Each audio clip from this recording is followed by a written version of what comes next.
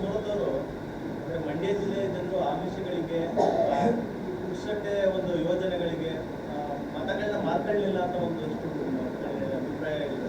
ಭಾಳ ಅಯ್ಯೋ ತುಂಬ ಬುದ್ಧಿವಂತರಿದ್ದಾರೆ, ಅವ್ರ ಬಗ್ಗೆ ಕಾಮೆಂಟ್ ಮಾಡೋದು ಸೂಕ್ತ ಅಲ್ಲ ಅನಿಸುತ್ತೆ.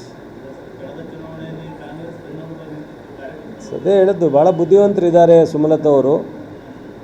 ಸೊ ಅವ್ರ ಸಲಹೆಯನ್ನು ಕೇಳೋಣ. ಹಾಂ, ಯಾರು ಸೋತ್ ಮೇಲೆ ಮಾಡಿದ್ರೋ ಮೊದಲು ಮಾಡಿದ್ರೋ ಅದು ಅವ್ರಿಗೆ ಬಿಟ್ಟು ವಿಚಾರ. ಅವರು BJP ಜೊತೆ ಇದ್ದಾರೋ ಜನತಾದಳ ಜೊತೆ ಇದ್ದಾರೋ ಅಥವಾ ಯಾವ ಉದ್ದೇಶಕ್ಕೆ ಮಾತಾಡ್ತಾರೆ ನನಗೆ ಅದು ಅವಶ್ಯಕತೆ ಇಲ್ಲದೆ ಇರ್ತಕ್ಕಂಥ ವಿಚಾರ. ಬುದ್ಧಿವಂತರಿದ್ದಾರೆ, ಒಳ್ಳೆಯದಾಗಲಿ ಅವರಿಗೆ, ಮಾತಾಡಲಿ.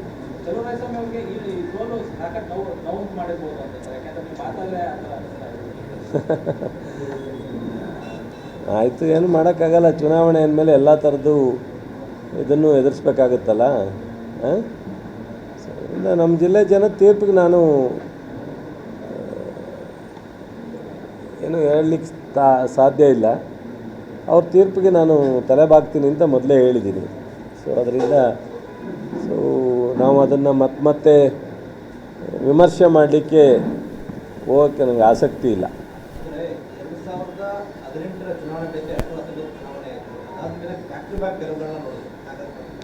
ಇದೀಗ ಮತ್ತೆ ಊಹೆ ಮಾಡೋಕ್ಕಾಗೋದಷ್ಟು ಲೀಡ್ಗಳನ್ನ ತಗೊಂಡಿದ್ದಾರೆ.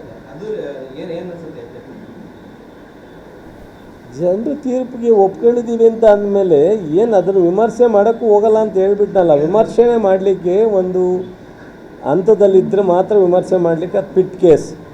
ಈಗ ಏನಾಗುತ್ತೆ, ಕೇಸನ್ನು ಚರ್ಚೆ ಮಾಡೋವಂಥ ವಿಚಾರ ಅಲ್ಲ ಇದು. ಆ ಮಟ್ಟಕ್ಕೆ ವ್ಯತ್ಯಾಸಗಳಾಗಿದೆ.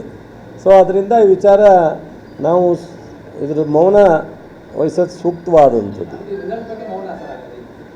ಖಂಡಿತ.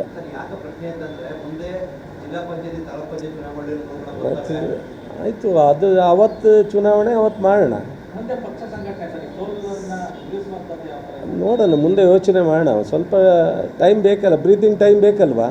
ಹಾಂ, ಇವತ್ತೇ ನಾವೆಲ್ಲನೂ ಕೂತ್ಕೊಂಡು ಡಿಸೈಡ್ ಮಾಡುವಾಗ ಈಗ ನಮ್ಮ ಸ್ಥಳೀಯವಾಗಿ ಕಾರ್ಯಕರ್ತರು ಮತ ಹಾಕಿದವ್ರಿಗೆ, ಸೊ ಈಗ ಈಗೇನಾಗುತ್ತೆ,